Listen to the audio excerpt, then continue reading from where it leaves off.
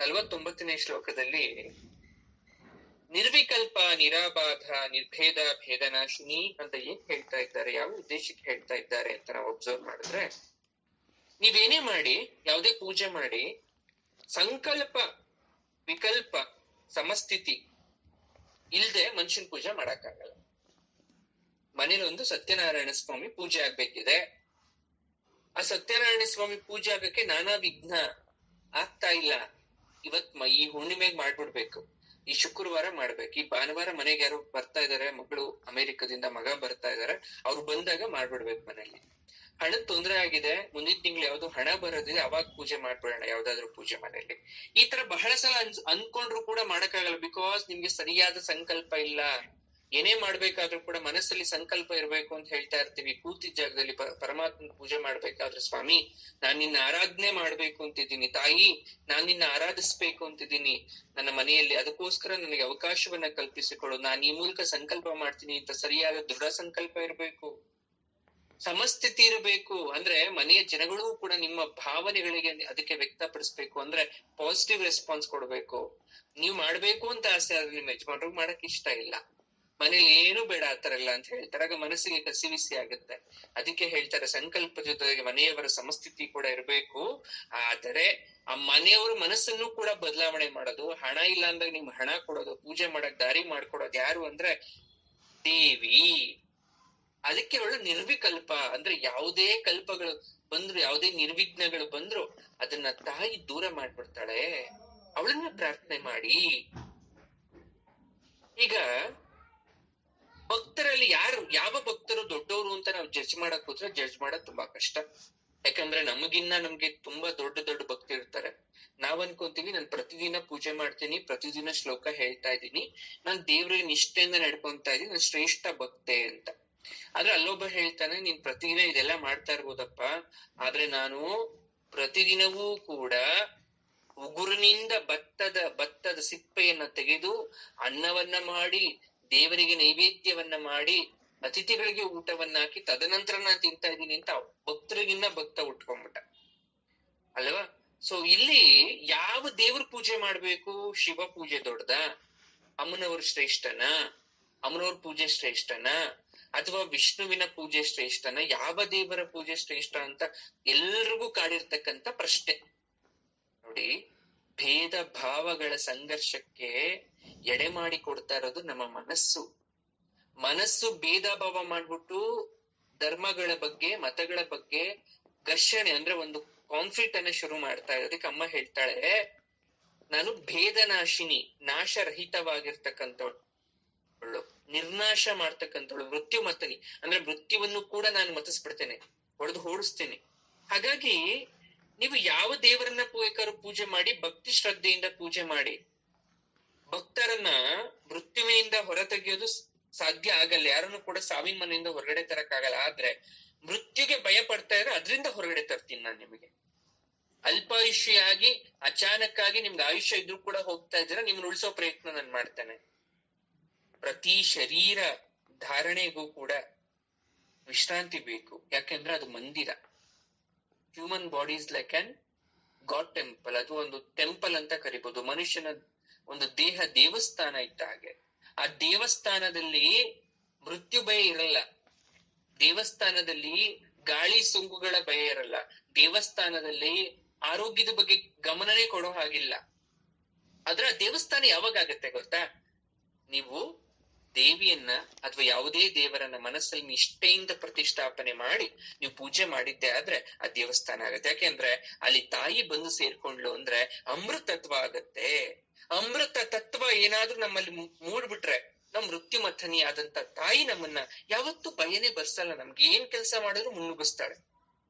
ಬಂಧ ಅಂತಕ್ಕಂಥದ್ದು ಸರ್ಪ ಇದ್ದಾಗೆ ಸುತ್ಕೊಂಡ್ಬಿಡುತ್ತೆ. ಆ ಬಂಧದಿಂದ ದೂರ ಬನ್ನಿ, ಹಾರಾಡಿ, ಆಗ ನಿಮ್ಗೆಲ್ಲನೂ ಕಾಣಿಸುತ್ತೆ. ಪುಷ್ಪಕ್ಕೆ ಬದಲಾಗಿ ಗಿಡದಿಂದ ಹೂ ಕಿತ್ಕೊಂತೀವಿ. ನಾವೇ ಗಿಡ ಹಾಕಿದೀವಿ, ನೀರ್ ಹಾಕ್ತಿವಿ, ಮೊಗ್ಗು ಬಿಟ್ಟು ಹೂ ಆಯ್ತು.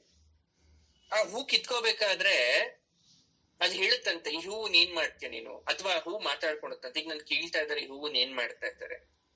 ಆಗ ಪಕ್ಕದಲ್ಲೇ ಇದ್ದಂತೆ ಇನ್ನೊಂದು ಹೂ ಹೇಳ್ತಂತೆ, ನೋಡು ನೀನೇನಾದ್ರೂ ಆ ತಾಯಿ ಮುಡಿಗ್ ಹೋದ್ರೆ, ಆ ತಾಯಿ ನೀನ್ ಮುಡ್ಕೊಂಡು ನಗ್ನಗ್ತಾ ಇದ್ರೆ, ಆ ಸ್ತ್ರೀ ಏನಾದ್ರು ನಿಜವಾಗ್ಲು ದೇವರ ಆರಾಧನೆ ಮಾಡ್ಕೊಂಡು ಅವಳು ನಗ್ನಗ್ತಾ ಇದ್ರೆ ನಿನ್ ಮೋಕ್ಷ.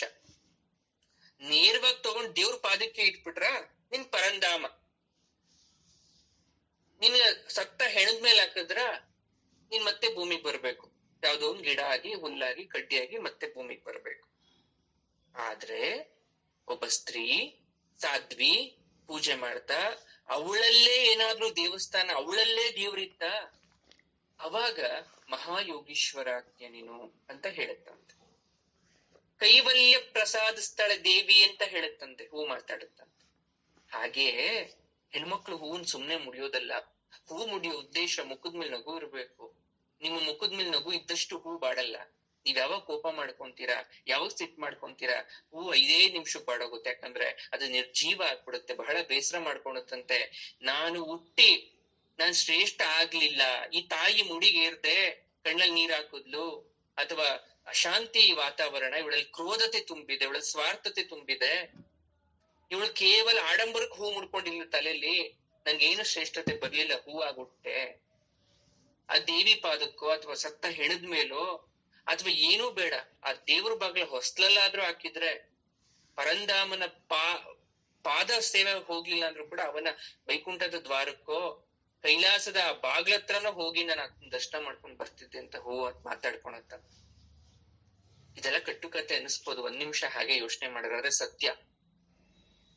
ಹಾಗಾಗಿ ಇದು ಯಾಕೆ ಬಂತು ಅಂದ್ರೆ, ತಾಯಿಯನ್ನ ಹೇಗೆ ನೀವು ಭಕ್ತಿ ಕೊಟ್ಟು ಆರಾಧಿಸ್ತೀರಾ, ಎಷ್ಟು ಭಕ್ತಿ ಕೊಟ್ಟು ಆರಾಧಿಸ್ತೀರಾ ಅನ್ನೋದ್ರ ಜೊತೆಗೆ ನೀವ್ ಹೇಗಿದ್ದೀರ ಅನ್ನೋದು ಕೂಡ ಇಂಪಾರ್ಟೆಂಟ್ ಆಗತ್ತೆ. ದೇವಿಗೆ ಲಾಸ್ಟಲ್ಲಿ ನನ್ ಹೋದ ತರಗತಿಲಿ ಹೇಳಿದೆ, ಭ್ರಾಂತಿ ಇಲ್ಲ ಏನೂ ಇಲ್ಲ ಅಂತ. ಆಕೆ ಬಹಳ ನಿಷ್ಠಾವಂತಳು ಅಂತ. ಅವಾಗ್ಲೇ ಹೇಳಿದ್ನಲ್ಲ ದ್ವಂದ್ವ ಉದಾಹರಣೆ. ಏನು ದ್ವಂದ್ವ ಉದಾಹರಣೆ ಅಂದ್ರೆ, ಒಂದು ಹೆಣ್ಣನ್ ಮದ್ವೆ ಮಾಡ್ಕೊಂಡ್ ಬರ್ತೀವಿ ಮನೆಗೆ, ಇದ್ದಕ್ಕಿದ್ದಾಗೆ ಮನೇಲಿ ಯಾವ್ದು ಕಳ್ತನ ಆಯ್ತು. 2 ದಿನಕ್ಕೆ ಅತ್ತೆ ಹುಷಾರ್ ತಪ್ಪೋದ್ರು, 3 ದಿವ್ಸಕ್ಕೆ ಮಾವನೇ ಹೋದ್ರು. ಗಂಡಾಂತರ ಆಕೆಯನ್ನ ಮನೆ ತುಂಬಿಸ್ಕೊಂಡ್ರಿಂದ ನಮ್ಗೇನೋ ಕೆಟ್ಟದಾಯ್ತು. ಯಾಕೆ ಈ ತರ ಆಯ್ತು? ಒಂದು ವಿಚಾರ. ಇನ್ನೊಂದು ವಿಚಾರ, ಪಾರ್ವತಿ ಅಂತಾರೆ, ಲಕ್ಷ್ಮಿ ಅಂತಾರೆ, ಸರಸ್ವತಿ ಅಂತಾರೆ, ಯಾರನ್ನ ನಾನು ಪೂಜೆ ಮಾಡ್ಲಿ? ವಿಘ್ನೇಶ್ವರನನ್ನ ಪೂಜೆ ಮಾಡ್ಬೇಕು ಅಂತಾರೆ, ಯಾಕೆ? ಧನ ಪ್ರಾಪ್ತಿಗಾಗಿ ಲಕ್ಷ್ಮೀನಾರಾಯಣ ಪೂಜೆ ಮಾಡ್ಬೇಕಂತೆ, ಶತ್ರುನಾಶಕ್ಕೆ ಭೈರವಿಯನ್ನ ಪೂಜೆ ಮಾಡ್ಬೇಕಂತೆ, ಅದೇ ಇನ್ನೊಬ್ಬರನ್ನ ವಶೀಕರಣ ಮಾಡ್ಕೊಳಕ್ಕೆ ಸ್ಮಶಾನ ಮೋಹಿನಿಯನ್ನ ಪೂಜೆ ಮಾಡ್ಬೇಕು. ನೋಡಿ, ನಾವು ನಮ್ಮ ಸ್ವಾರ್ಥಕ್ಕೆ ತಪ್ಪುಗಳನ್ನ ಮಾಡಿ ಬಹುದೇವೋಪಾಸನೆಯನ್ನ ನಾವು ಮಾಡಿದ್ರೆ ಶ್ರೇಷ್ಠ ಆಗ್ತೀವಿ ಅಂದ್ರೆ ಅದು ತಪ್ಪು. ಆದ್ರೂ ತಪ್ಪಲ್ಲ. ಸರ್ವದೇವ ನಮಸ್ಕಾರ ಕೇಶವಂ ಪ್ರತಿಗಚ್ಚತಿ ಅಂತ ಅಂದ್ರೆ, ವಿವಿಧತೆಯಲ್ಲಿ ಏಕತೆ ಬೇಕು. ನೀವ್ ಯಾವ ದೇವರನ್ನ ಪೂಜೆ ಮಾಡಿ ದೃಢತೆ ಇಲ್ಲ ಅಂದ್ರೆ ಏನ್ ಬಂತು? ಊಟ ಬರೀ ಅನ್ನ ಸಾರೇ ನೀವ್ ಮಾಡ್ಬಿಟ್ರೆ, ಒಂದೇ ವ್ಯಂಜನದಲ್ಲಿ ಇದ್ರೆ ಊಟ ರುಚಿಸಲ್ಲ. ಮಜ್ಜಿಗೆ ಹುಳಿ, ಗೊಜ್ಜು, ತಂಬುಳಿ, ಹುಳಿ, ಪಲ್ಯ ಎಲ್ಲ ಬೇಕು. ಆದ್ರೆ ಹೊಟ್ಟೆಗೆ ಹೋಗೋದು ಒಂದೇ ತತ್ವ, ಆದ್ರೆ ಹೊರಗಡೆ ನೋಡ್ತಾ ಇರೋದು, ರುಚಿ ಸಿಗ್ತಾ ಇರೋದು ಬೇರೆ ಬೇರೆ ತತ್ವ. ಎಲ್ಲಾ ದೇವರು ಒಂದೇ, ಪೂಜೆ ಮಾಡಿದ್ಮೇಲೆ ಹೊರಗಡೆ ಹೋಗೋದು ಒಂದೇ ಫಲ. ಆದ್ರೆ ಒಂದೇ ದೇವರನ್ನ ಪೂಜೆ ಮಾಡೋದ್ಕಿಂತ ಬಹುವಿಧವಾಗಿ ಭೂಪಾಸನೆ ಮಾಡಿದಾಗ ಏನಾಗತ್ತೆ ಅಂದ್ರೆ, ಅದು ತಂಬುಳಿ, ಗೊಜ್ಜು, ಹುಳಿ ತರ ಬೇರೆ ಬೇರೆ ರುಚಿ ಕೊಡುತ್ತಂದ್ರೆ ಬೇರೆ ಬೇರೆ ರೀತಿಯಾದಂತ ಫಲ ನಮಗ್ ಕೊಡುತ್ತೆ. ದೇವಿ ನಾಶವಿಲ್ಲದವಳು ಅಂತ ಅಂದ್ರೆ, ಜಾತಸ್ಯ ಹಿ ಧ್ರುವೋ ಮೃತ್ಯು ಧ್ರುವಂ ಜನ್ಮ ಮೃತಸ್ಯ ಚ. ಹುಟ್ಟಿದವನು ಮರಣ ಖಂಡಿತ, ಸತ್ತವನು ಪುನಃ ಹುಟ್ಟುತ್ತೆ ಅಂತ ಗೀತಾ ಹೇಳುತ್ತೆ. ಆದ್ರೆ ಹುಟ್ಟದೇನೆ ಇದ್ದವಳಿಗೆ ಮರಣ ಎಲ್ಲಿಂದ ಬರಬೇಕು, ಪುನರ್ಜನ್ಮ ಎಲ್ಲಿಂದ? ಹಾಗಾಗಿ ಅವಳನ್ನ ಮೃತ್ಯುಮಥನಿ ಅಂತ ಕರಿತೀವಿ, ಸಾವನ್ನ ಗೆದ್ದವಳು. ವಿನಾಶ ಮವ್ಯಯಸ್ಯಾಸ್ಯ ನಕಶ್ಚಿತ ಕರ್ತುಮರ್ಹತಿ ಅಂತ ಗೀತೆಯಲ್ಲಿ ಹೇಳ್ತಾರೆ. ಪರಮಾತ್ಮ ಅಂತಕ್ಕಂಥವನು ಚೈತನ್ಯ ರೂಪ, ಅವನಿಗೆ ಸಾವಿಲ್ಲ.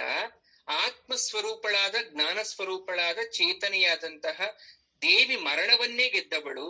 ಹಾಗಾಗಿ ಅವಳು ನೀವು ಪೂಜೆ ಮಾಡ್ಬೇಕಾದ್ರೆ, ಯಾ ದೇವಿ ಸರ್ವಭೂತೇಶು ಶಕ್ತಿ ರೂಪೇಣ ಮಾತೃರೂಪೇಣ ಬುದ್ಧಿ ರೂಪೇಣ ನಾನಾ ರೂಪೇಣ ಸಂಸ್ಥಿತ ಅಂತ ಹೇಳ್ತೇವಿ.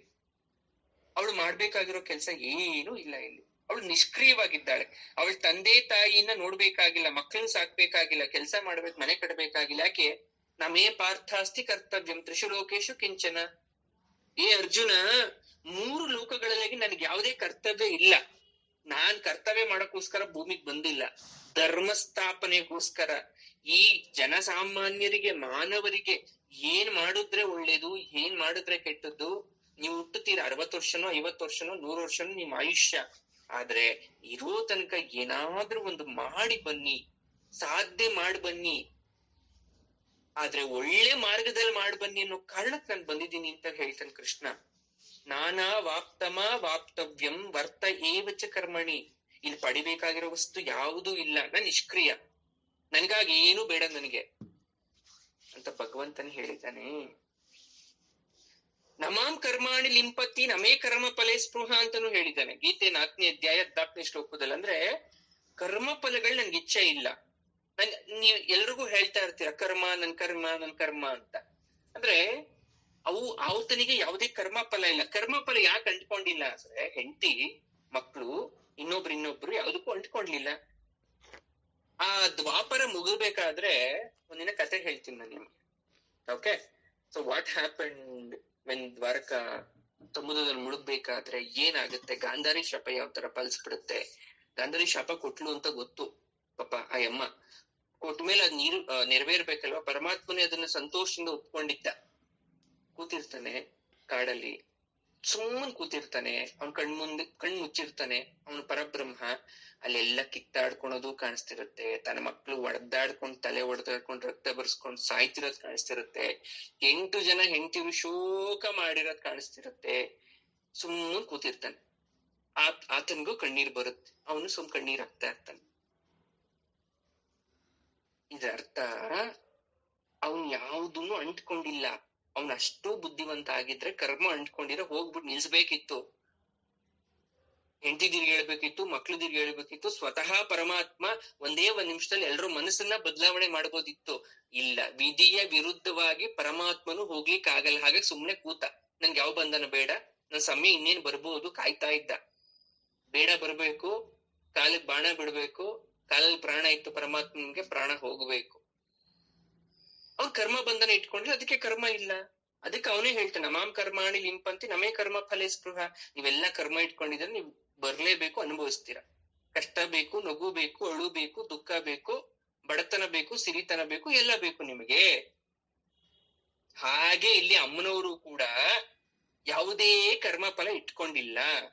ಲೋಕ ಕಲ್ಯಾಣಕ್ಕಾಗಿ ಜಗನ್ಮಾತೆ ನಮ್ಗೆಲ್ಲ ಆಶೀರ್ವಚನವನ್ನ, ಅಥವಾ ತಾಯಿ ಹಿಂದೆ ನಿಂತ್ಕೊಂಡು ಏನ್ ಕೆಲ್ಸ ಬೇಕು ಮಾಡಿಸ್ತಾಳೆ. ನಾವು ಮಾಡಕ್ಕೆ ತಯಾರಾಗಿರ್ಬೇಕು, ಅಣ್ಣು ಮಾಡ್ಬೇಕು ಕೂಡ. ಮುಂದಿನ ಶ್ಲೋಕದಲ್ಲಿ ಭಗವತಿ ಲಲಿತಾಂಬೆ ಆದಿಶಕ್ತಿ ನಿಸ್ತುಳ ಅಂತ ಹೇಳ್ತಾರೆ. ಚಂದ್ರಮುಖಿ ಅಂತ ಕರೆದ್ರೆ ಚಂದ್ರನಂತೆ ಮುಖ ಉಳ್ಳವಳು ಅಂತ ನಮ್ಮೆಲ್ರಿಗೂ ಗೊತ್ತಿದೆ. ತ್ರಿಪುರ ಸುಂದರಿ, ಪದ್ಮಿನಿ ಸ್ತ್ರೀ ಅಂತ ಹಿಂದೆ ಹೇಳಿದ್ದೆ, ನೆನ್ಪಿದ್ಯಾ? ಸ್ತ್ರೀಯರಲ್ಲೂ ಕೂಡ 2 ವಿಧ ಇರುತ್ತೆ ಅಂತ. ಕಪ್ಪಗೆ ಉದ್ದವಾಗಿರ್ತಕ್ಕಂಥ ಕೇಶರಾಶಿಯ ಸೌಂದರ್ಯದ ಲಕ್ಷಣ.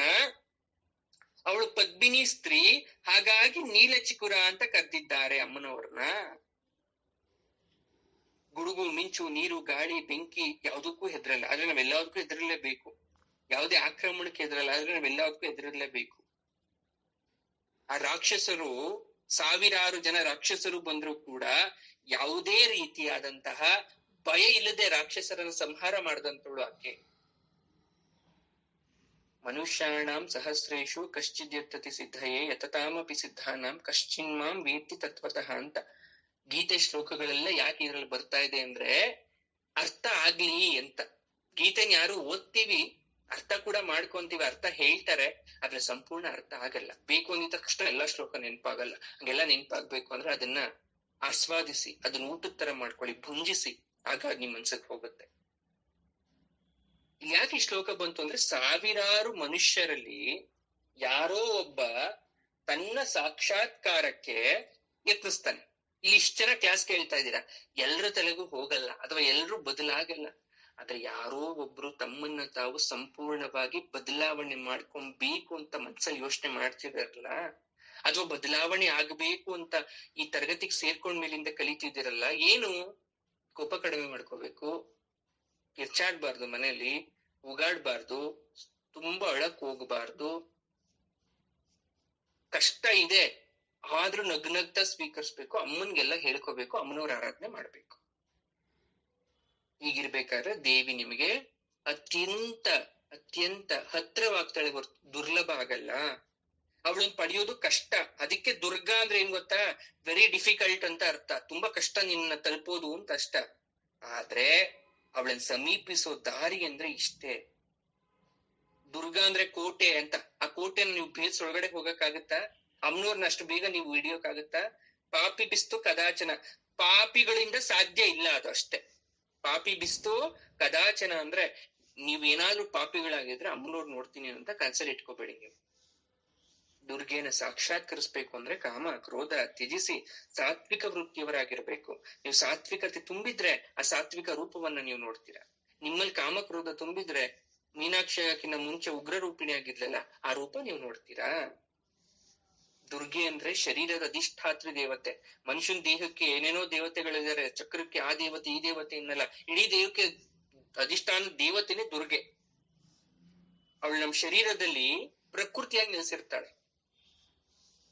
ಹಾಗಾಗಿ ಈ ಪ್ರಕೃತಿಗೆ ನವದ್ವಾರಗಳಿರೋದ್ರಿಂದ ಅವಳು ನಮ್ಮ ಶರೀರದಲ್ಲಿ ಪೃಥ್ವಿ, ಆಪ್, ತೇಜ, ವಾಯು, ಆಕಾಶ, ಮನಸ್ಸು, ಬುದ್ಧಿ, ಅಹಂಕಾರ ರೂಪದಲ್ಲಿ ನೆಲೆಸಿರ್ತಾಳೆ. ಇದ್ಯಾವುದು ನಮ್ಗೆ ಅರಿವಿಗೆ ಬರಲ್ಲ.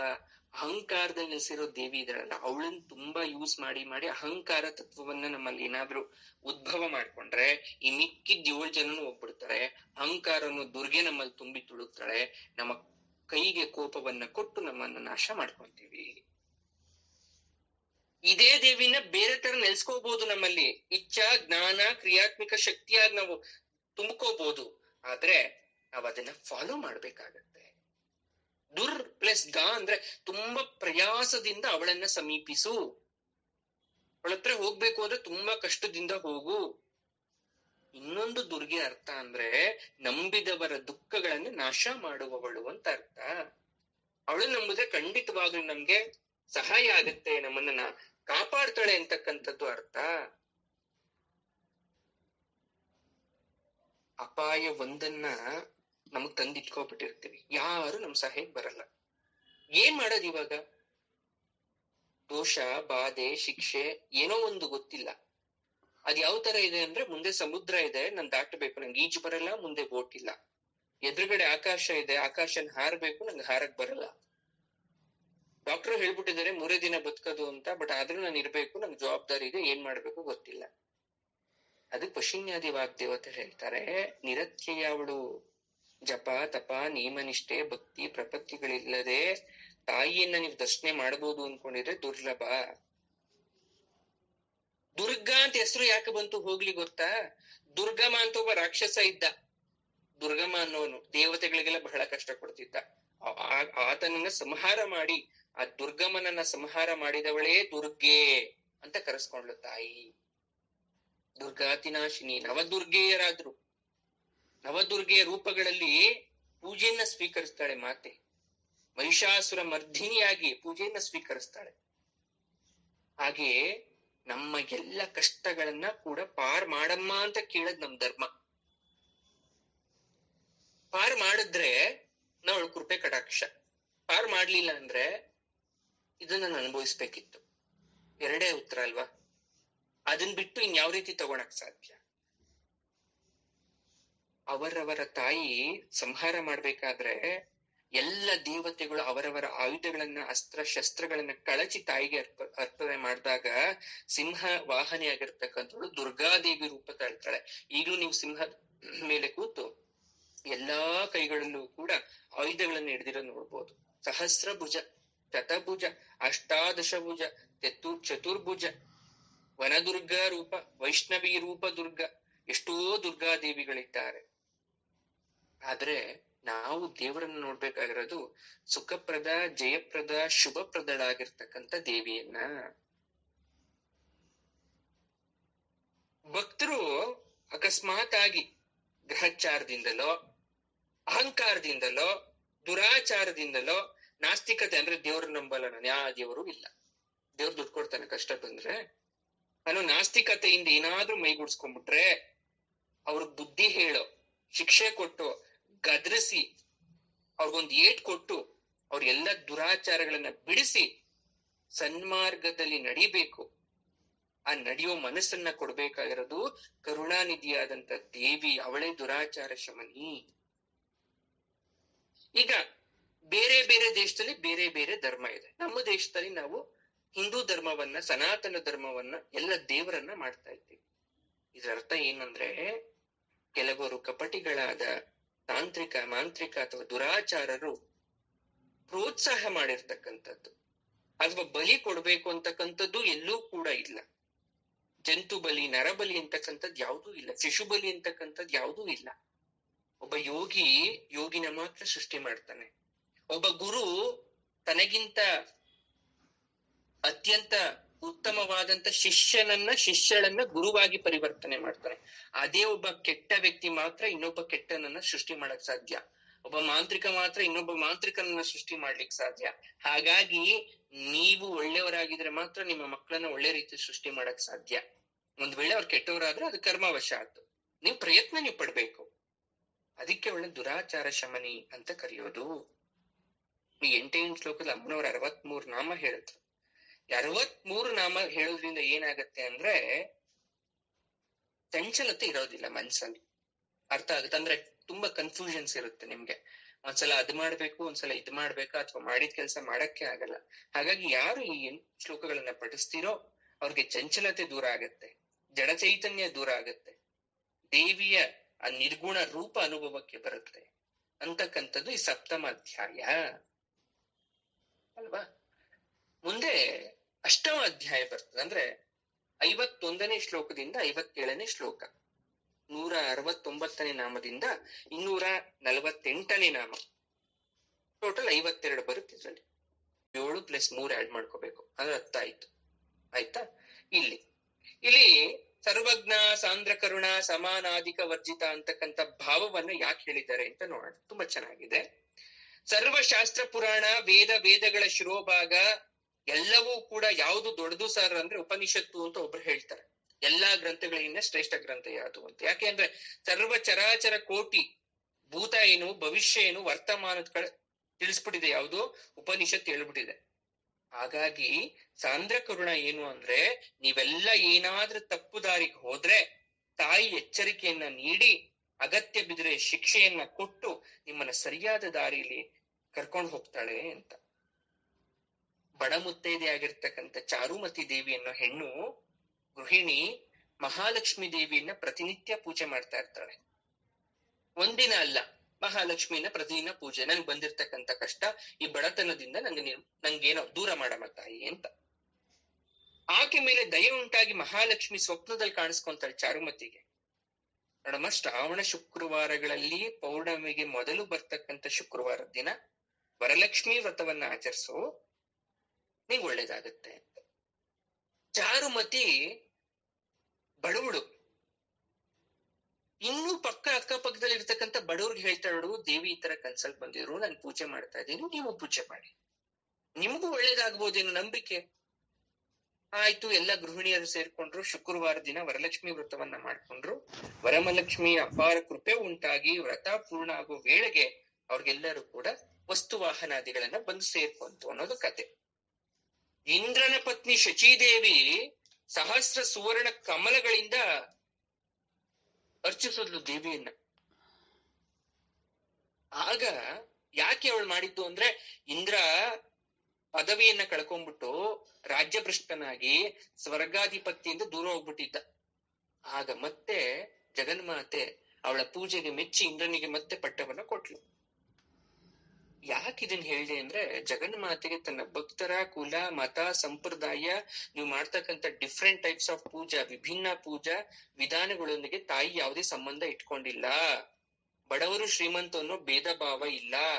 ನೀವು ಚಿನ್ನದ ಕಮಲನಾದ್ರೂ ಇಡಿ ಅಥವಾ ನೈಜವಾದ ಕಮಲವಾದ್ರೂ ಇರ್ರಿ, ಏನು ಇರ್ಲಿಲ್ಲ ಅಂದ್ರೆ ಕೇವಲ ಅರಿಶಿಣ ಕುಂಕುಮದಿಂದ ಮಾತ್ರ ದೇವಿಯನ್ನ ಆರಾಧಿಸಿ ನಿಮ್ಮಲ್ಲಿ ಶ್ರದ್ಧೆ ಇತ್ತು ಅಂದ್ರೆ ಅವಳು ವಾತ್ಸಲ್ಯ ಉಳ್ಳವಳಾಗಿ ನಿಮಗೆ ಆರಾಧಿಸ್ತಾಳೆ ಅಂತ ವಶಿನ್ಯಾದಿ ವಾಗ್ದೇವತೆಗಳು ಹೇಳಿದ್ದಾರೆ.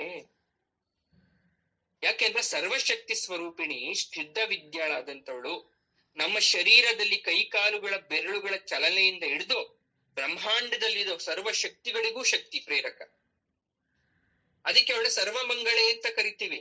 ಈಶ್ವರನ ಸತೀಮಣಿ ಜಗನ್ಮಾತೆ ವಿವಾಹಕ್ಕೆ ಮೊದಲು ಪ್ರತಿ ವಧು ಏನಂತ ಅನ್ಕೊಂಡಿರ್ತಾಳೆ, ನಂಗೆ ಸಿಗೋ ಗಂಡ ಉತ್ತಮನಾಗಿರ್ಬೇಕು, ಉತ್ತಮ ಕುಲದವನು, ಉತ್ತಮ ಗುಣವುಳ್ಳವನು, ಸುಂದರನು, ಬಲಾಢ್ಯನು ಇರ್ತಕ್ಕಂತ ವರ ಬೇಕು ಅಂತ ಎಲ್ಲಾ ಹೆಣ್ಮಕ್ಳು ಕೇಳ್ಕೊಂಡಿರ್ತಾರೆ. ಆಮೇಲೆ ಸರ್ವಮಂಗಲ ಮಾಂಗಲ್ಯ ಅಂತ ಶ್ಲೋಕ ಗೊತ್ತಲ್ಲ, ಅದನ್ನ ಹೇಳಿ ಮದ್ವೆ ಕೂಡ ಮಾಡಿಸ್ತೀರಿ.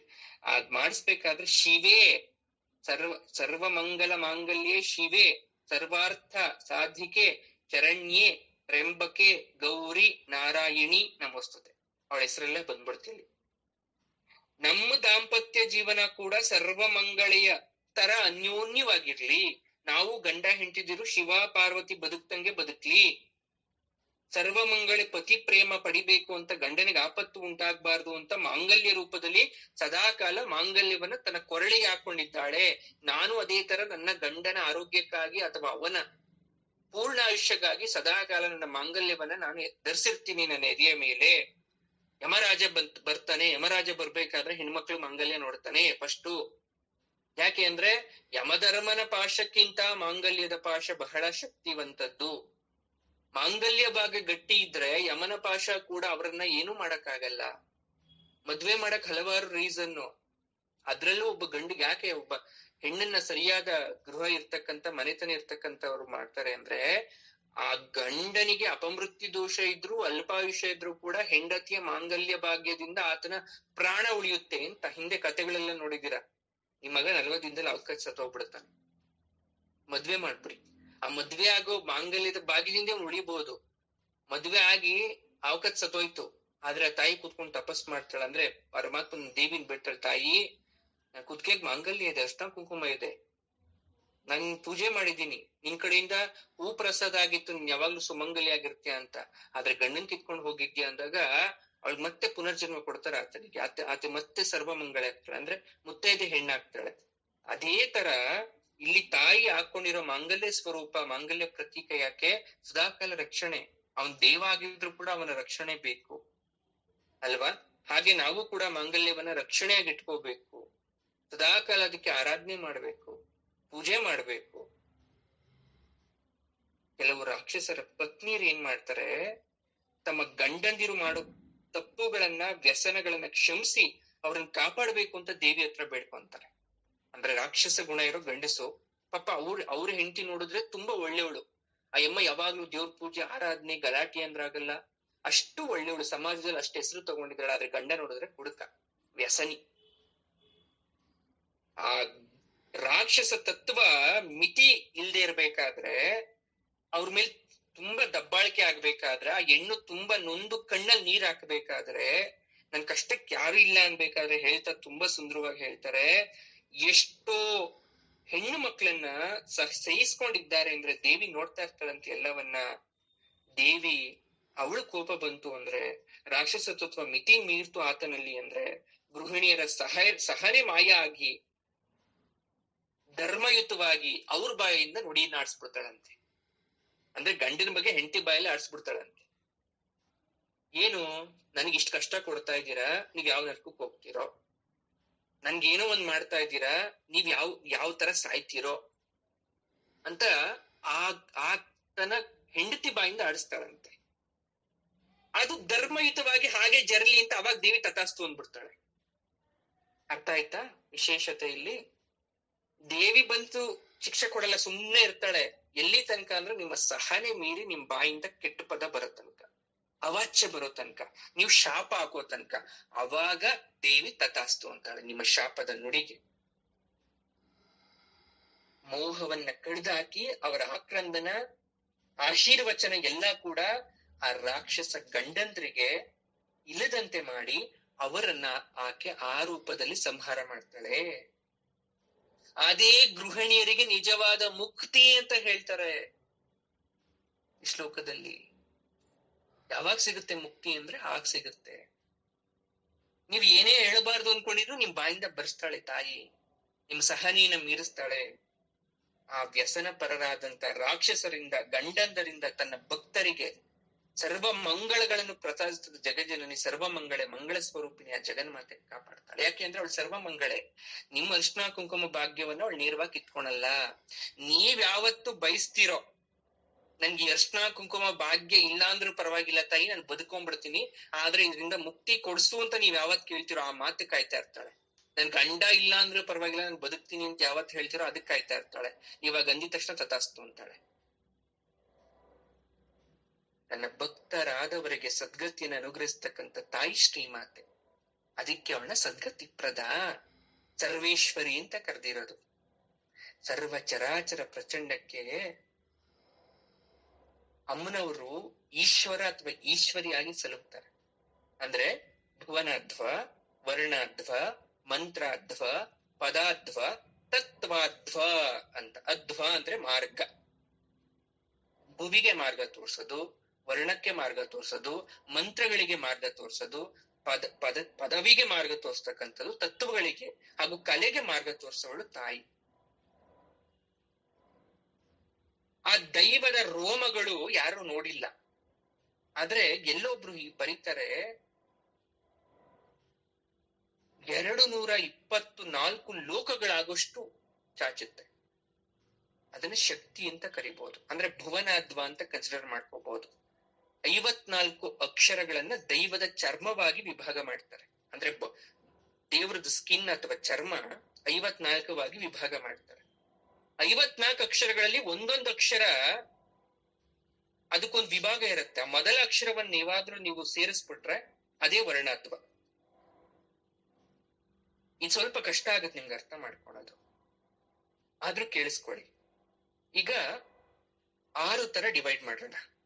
ಭುವನಾಧ್ವ, ವರ್ಣಾಧ್ವ, ಮಂತ್ರಾಧ್ವ, ಪದಾಧ್ವ, ತತ್ವಾಧ್ವ, ಕಲಾಧ್ವ. ಮಾರ್ಗ ಅಂದ್ರೆ ಅಧ್ವ ಅಂದ್ರೆ ಮಾರ್ಗ ಅಂತ ಅರ್ಥ. 6 ಮಾರ್ಗ ಇದೆ ನಮ್ಗೆ ಸದ್ಗತಿನ ಪಡಿಲಿಕ್ಕೆ, ಏನೋ ನಮ್ಗೆ ಮೋಕ್ಷ ಪಡಿಲಿಕ್ಕೆ 6 ಮಾರ್ಗ ಇದೆ. ಈ 6 ಮಾರ್ಗವನ್ನ ಈಶ್ವರ ಮತ್ತೆ ಈಶ್ವರಿ ನಿರ್ವಹಿಸ್ತಾ ಇರ್ತಾರೆ, ಒಬ್ಬೊಬ್ರಿಗೆ ಒಂದೊಂದು ಮಾರ್ಗ. ಇಲ್ಲಿ ಭುವನಾಧ್ವದಲ್ಲಿ ಮೊದಲನೇ ಮಾರ್ಗದಲ್ಲಿ ಏನಾಗತ್ತೆ, 54 ಅಕ್ಷರ ಇದೆ. ಇದು ದೇವರ ಚರ್ಮ ಅಂತ ಅನ್ಕೋಬಹುದು. 54 ಅಕ್ಷರದಲ್ಲಿ ಒಂದೊಂದೇ ಪದ ತಗೋಬೇಕು, ಒಂದೊಂದ್ ಸಾಲಲ್ಲಿ ಒಂದೊಂದು ಪದ. ಪದ, ಕವಿತೆ, ಪದ್ಯ, ಶ್ಲೋಕ, ಅಲಂಕಾರ, ಉಪಮಾನ, ಇವೆಲ್ಲ ಕೂಡ ಕಾವ್ಯ ಎಲ್ಲ ಕೂಡ ಆ ದೇವ ಅಥವಾ ದೇವಿಯ ಮಾಂಸ ಅಂತ ಪರಿಗಣಿಸಿ. ನೀವೇನಾದ್ರೂ ಕವಿತೆ, ಪದ್ಯಗಳು, ಅಕ್ಷರ ಕಲಿತಾ ಇದ್ದೀರಾ, ಅಲಂಕಾರ ಕಲಿತಾ ಇದ್ದೀರಾ, ನವರಸ ಕಾವ್ಯಗಳನ್ನ ಕಲಿತಾ ಇದ್ದೀರಾ, ಅದೆಲ್ಲ ದೇವರ ಮಾಂಸ, ಆ ಬಾಡಿ ಪಾರ್ಟ್ಸ್. ಅಕ್ಷರ ಸಮುದಾಯ ಮುಂದೆ ಮಂತ್ರವಾಗಿ ರೂಪ ಆಗತ್ತೆ. ಅಂದ್ರೆ ಆ ಮಾಂಸಕ್ಕೆ ಕೈ, ಕಾಲು, ಆ ಬಾಡಿ ಕ್ರಿಯೇಟ್ ಆಗತ್ತೆ. ಸಪ್ತಕೋಟಿ ಮಹಾಮಂತ್ರ ಇದೆ ಅಂತ ಹೇಳ್ತಾರೆ. ಅಂದ್ರೆ 7 ಕೋಟಿ ಮಹಾಮಂತ್ರ ಇದೆ ಅಂತ ಹೇಳ್ತಾರೆ. ಆ 7 ಕೋಟಿ ಮಹಾಮಂತ್ರ ಅಮ್ಮನವರ ರಕ್ತ. 54 ಅಂದ್ರೆ ಭುವನಾಧ್ವ ಇತ್ತಲ್ಲ, ಅದಕ್ಕೆ 54 ಅಕ್ಷರದಲ್ಲಿ ಏನಾಗಿತ್ತು, ಮಾಂಸ ಆಗಿತ್ತು. ಆಮೇಲೆ ಕೈ ಕಾಲುಗಳೆಲ್ಲ ರೂಪ ಆಯ್ತು. ಅದಕ್ಕೆ ಚೈತನ್ಯ ಬರ್ಬೇಕು ಅಂದ್ರೆ ರಕ್ತ ಹರಿಬೇಕಲ್ಲ ಮೈಯಲ್ಲಿ, ಆ ರಕ್ತಗಳೇ 7 ಕೋಟಿ ಮಂತ್ರ. ಅದೇ ಮಂತ್ರಾಧ್ವ. ಭುವನಾಧ್ವ ಆಯ್ತು, ಮಂತ್ರಾಧ್ವ ಆಯ್ತು. ಪೃಥಿವ್ಯಾದಿ 36 ತತ್ವ ಈಶ್ವರನ ವೀರ್ಯ ಮೂಳೆಗಳು ಅಂತ ಪರಿಗಣಿಸ್ಬೇಕು. ಏನೇನ್ ಕಲೆಗಳಿದೆ, ಸರ್ವಕಲೆ, ನೃತ್ಯ, ಗಾನ, ಕವಿತೆ, ಚಿತ್ರಲೇಖನ, ಸಕಲ ಕಲೆ, ಅದೆಲ್ಲ ಕೂಡ ಅಮ್ಮನವರ ಧ್ಯಾನ ಮಾರ್ಗ, ಅದೇ ಕಲಾಧ್ವ. ಈ ರೀತಿಯಾಗಿ ಸರ್ವಲೋಕಗಳಿಗೂ ಸಮಸ್ತವಾದ ತಾಯಿಯಲ್ಲಿ ಇಷ್ಟೆಲ್ಲ ಸೀಕ್ರೆಟ್ಸ್ ಇದೆ ಅಂದ್ರೆ, ಇಷ್ಟೆಲ್ಲ ಅಡಗಿ ಕೂತಿದೆ ಅಂದ್ರೆ ಆಕೆ ಸರ್ವಮಯಿ ಆಗಿರ್ತಾಳೆ ಅಲ್ವಾ? ಆಕೆ ಈಗ ಸರ್ವಮಯಿ ಅಂತ ಕರಿಬೇಕು, ಕರಿಬಾರ್ದು? ಖಂಡಿತ ಆಕೆ ಸರ್ವಮಯಿ, ನಾನಾ ಶಕ್ತಿ ತುಂಬಿರ್ತಕ್ಕಂಥವಳು. ಛಂದೋಮಯಿ ವಾಕ್ ಅಂತ ಕರಿತೀವಿ. ಯಾವ ಮಂತ್ರ ಆಗ್ಲಿ, ಯಾವ ಯಜ್ಞ ಆಗ್ಲಿ, ತಪಸ್ಸಾಗ್ಲಿ, ಪೂಜೆ ಆಗ್ಲಿ, ದೇವಿನ ನೆನಪಿಸ್ಕೊಳ್ಳಿ ನಾವು ಪೂಜೆ ಮಾಡಿದ್ರೆ ಆ ಪೂಜೆ ಸಾರ್ಥಕ ಆಗಲ್ಲ. ನೀವು ಈಗ ಮನೆ ಸುದರ್ಶನ ಹೋಮ ಮಾಡಿಸಿ, ಗಣಪತಿ ಹೋಮ ಮಾಡಿಸಿ, ಅಲ್ಲಿ ದೇವಿ ಶ್ಲೋಕ ಕೂಡ ಬರ್ಲೇಬೇಕು, ಅಲ್ಲಿ ದೇವಿಯ ಆವಾಸ ಸ್ಥಾನ ಇರ್ಲೇಬೇಕು. ದೇವಿ ದೇವಗಳನ್ನ ಆಹ್ವಾನ ಮಾಡಕ್ಕೆ ಗಂಠಾನಾಥಂ ಚ ಲಿಖಿತ್ವ ಅಂತೀವಿ, ಗಂಟೆ ಅಲ್ಲಾಡಿಸ್ತೀವಿ. ಶ್ರೀಚಕ್ರ, ಅರ್ಗಲ ಸ್ತೋತ್ರ, ಇನ್ನು ಏನೇನೋ ಸ್ತೋತ್ರಗಳನ್ನ ಹೇಳ್ತೀವಿ. ಶೈವರು ಶಿವನನ್ನ ಪೂಜೆ ಮಾಡ್ತೀವಿ, ವೈಷ್ಣವರು ವಿಷ್ಣುವನ್ನ ಪೂಜೆ ಮಾಡ್ತೀವಿ, ಶಾಕ್ತರು ಶಕ್ತಿಯನ್ನ ಪೂಜೆ ಮಾಡ್ತಾರೆ, ಬೌದ್ಧರು ಬುದ್ಧನನ್ನ, ಜೈನರು ಅರ್ಹನ್ ಅಂತ ಆರಾಧಿಸ್ತಾರೆ. ಪ್ರತಿಯೊಂದು ಪಂಥದವರು ತಮ್ಮ ಆರಾಧ್ಯವನ್ನ ಪರಮೋಚ್ಚ ಅಂತ ಕರಿತೀವಿ. ಅಂದ್ರೆ ಈ ದೇವರೇ ಶ್ರೇಷ್ಠ, ಅವ್ರದೇ ಸಿದ್ಧಾಂತ, ಅವ್ರದೇ ಪೂಜೆ. ಅದಕ್ಕೆ ಹೇಳ್ಬಿಡ್ತಾರೆ ಸರ್ವತಂತ್ರ ಸರ್ವಶಕ್ತಿ ರೂಪಿಣಿ ಅಂತ. ದೇವಿ ಭ್ರೂಮಧ್ಯ ಆಜ್ಞಾ ಚಕ್ರದಿಂದ ಬ್ರಹ್ಮರಂಧ್ರದವರೆಗೆ 8 ಸ್ಥಾನಗಳಲ್ಲಿ ಅಧಿಷ್ಠಾತ್ರಿ ಆಗಿದ್ದಾಳೆ. ಹೇಳಿದ್ದೆ, ನೆನ್ಪಿದ್ಯಾ? ದೇವಿ ಮಾಹೇಶ್ವರಿ ಓಂಕಾರ ರೂಪಿಣಿ, ಓಂಕಾರದಲ್ಲಿದ್ದಾಳೆ. ಅಕಾರ ಉಕಾರ ಮಕಾರಗಳಿಂದ 3 ಅಕ್ಷರಗಳ ಸಂಯುಕ್ತವಾಗಿ ಓಂಕಾರ ಆದರೆ ಆ 3 ಸಂಯುಕ್ತ ಶಕ್ತಿ ಇವಳು. ಆ ಎಂದರೆ ವಿಷ್ಣುವಿನ ವೈಷ್ಣವಿ ಶಕ್ತಿ, ಉ ಎಂದರೆ ಶಿವನ ಶಿವಶಕ್ತಿ, ಮಾ ಎಂದರೆ ಬ್ರಹ್ಮನ ಬ್ರಾಹ್ಮಿ ಶಕ್ತಿ. ವೈಷ್ಣವಿ, ಬ್ರಾಹ್ಮಿ ಮತ್ತೆ ಮಾಹೇಶ್ವರಿಯಾಗಿ ಓಂಕಾರದಲ್ಲಿದ್ದಾಳೆ. ಈ 3 ಓಂಕಾರವನ್ನ ಜನರಲ್ ನಾವು ಮಾಹೇಶ್ವರಿ ಶಕ್ತಿ ಅಂತ ಕರೆಯೋದು ನಾವು. ಮಹಾದೇವನ ಪತ್ನಿ ಮಹಾದೇವಿ, ಲಲಿತಾಂಬಿಯ ಪಾರ್ವತಿಯಾಗಿ ಶಿವನ ಅರ್ಧ ದೇಹವನ್ನ ಆಕ್ರಮಿಸಿಕೊಂಡಿರೋದ್ರಿಂದ ಮಹಾದೇವನ ಪತ್ನಿ ಮಹಾದೇವಿ ಆಗಿದ್ದಾಳೆ. ಶಿವನನ್ನ ಸೋಮ ಅಂತ ಕರಿತೀವಿ. ಸಾ ಜೊತೆಗೆ ಉಮಾ, ಸೋಮ, ಉಮಾ ಅಂದ್ರೆ ಪಾರ್ವತಿ, ಸಾ ಪ್ಲಸ್ ಉಮಾ, ಸೋಮ. ಮಹಾಲಕ್ಷ್ಮಿ ನಿಜಸ್ವರೂಪ ದೇವಿನೇ. ದೇವಿ ನಿಜಸ್ವರೂಪ ಮಹಾಲಕ್ಷ್ಮಿ. ಲಕ್ಷ್ಮಿ ಅಂದ್ರೆ ಲಕ್ಷ್ಯತೆ, ನೋಡುತ್ತಾಳೆ. ನೀತಿಜ್ಞಂ, ಸದಾಚಾರ ಉಳ್ತಕ್ಕಂಥವಳು ಅಂತ ಅರ್ಥ.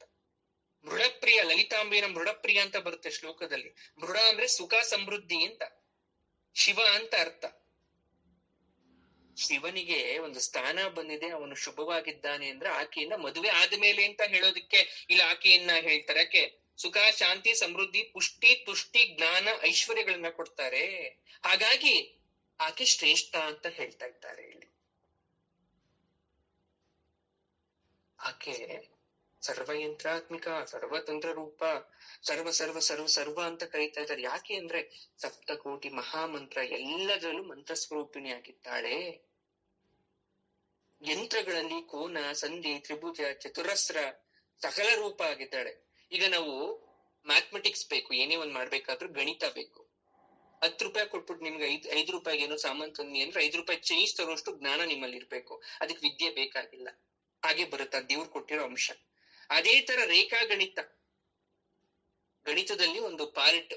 ಓಕೆ, ಆ ರೇಖಾ ಗಣಿತದಲ್ಲಿ ಏನಾಗುತ್ತೆ, ಶ್ರೀಯಂತ್ರವನ್ನ ಮಹಾಯಂತ್ರವನ್ನ ಇಷ್ಟಡಿಗೆ ಇಷ್ಟಡಿ ನಿರ್ಮಿಸ್ಬೇಕು. 3 ಅಡಿ, 4 ಇಂಚು, 5 ಇಂಚು, 6 ಇಂಚು ಅಂತ ಈ ಲೆಕ್ಕಾಚಾರ ಇರುತ್ತೆ.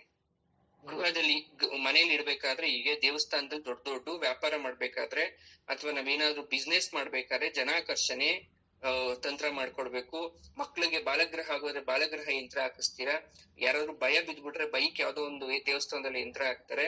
ಗ್ರಹ ಪಿಶಾಚಿ ಬಾಧೆ ತೊಲಗಕ್ಕೆ ಮತ್ಸ್ಯ ಆಂಜನೇಯ ಶೀತಲ ಮುಂತಾದ ಯಂತ್ರ. ಅನಾರೋಗ್ಯವಾಗಿದ್ರೆ ನೀಗ್ಬೇಕು ಅಂದ್ರೆ ಅದಕ್ಕೊಂದು ಮಂತ್ರ, ಅದಕ್ಕೊಂದು ಚೀಟಿ ಹಾಕ್ಸ್ಬೇಕು. ಆ ಚೀಟಿ ಅಂದ್ರೆ ತಾಯಿತ ಯಂತ್ರ.